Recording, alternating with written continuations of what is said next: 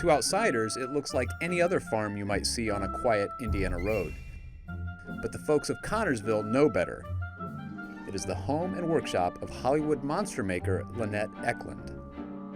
Being the kid who always made alligators out of egg cartons and puppets out of styrofoam balls, I decided that if I got a degree in fashion design, that I could go out to Hollywood and work on all the elaborate costumes, which was the closest I could think of to an arts and craft type of career and still be involved in Hollywood.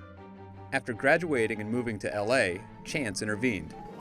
While attending a party, Lynette found herself surrounded by the effects artists behind such films as Ghostbusters and Jaws. When I was at that party and I started talking to people and they were building monsters, it was instantly like I was only half listening to these people and half realizing what kind of stuff I could play with. And I realized that this was going back to glue and fur and all this fun stuff that I like to play with anyway. And I thought, this is it. I'm home. I went straight into monster making, had my first job within a few weeks and just never looked back. From her first job sewing Teddy Ruxpin toys to her dream job at the famed Stan Winston Studios, Lynette has helped make and puppeteer creatures for over a dozen Hollywood films, including Mouse Hunt, Species, and even cult favorite Beetlejuice.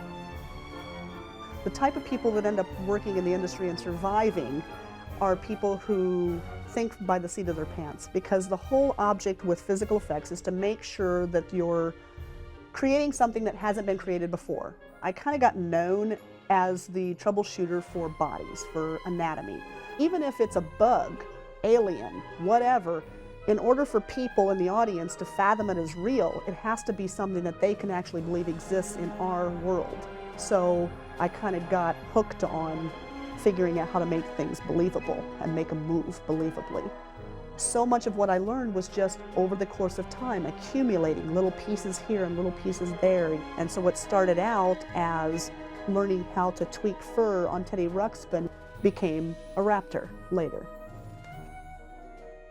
You heard that right. Lynette helped create the terrifying raptors of Jurassic Park. It is that kind of resume that has allowed Lynette to move her family from the fast-paced industry back to her Midwestern roots. That same family feel for the film industry you don't get in Los Angeles as a whole. It's a big city, but you do get that in small towns. You do still have that when you come back here. And so we thought, surely there's another way that we can make money than growing soybeans, because we don't know anything about that. So I thought, well, okay, we have a cornfield and I know how to build monsters, so the logical thing was a corn maze with haunts on Friday and Saturday night. So I build monsters 10 months a year for the rest of the world and for 2 months a year for the cornfield. 11 years later, Lynette's corn maze has turned into one of Indiana's most popular Halloween destinations, Eklund's Crazy Acres.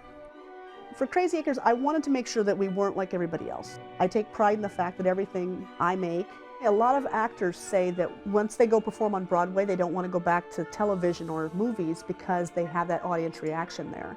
And Crazy Acres does give me that benefit of finally being able to see that initial reaction that people have.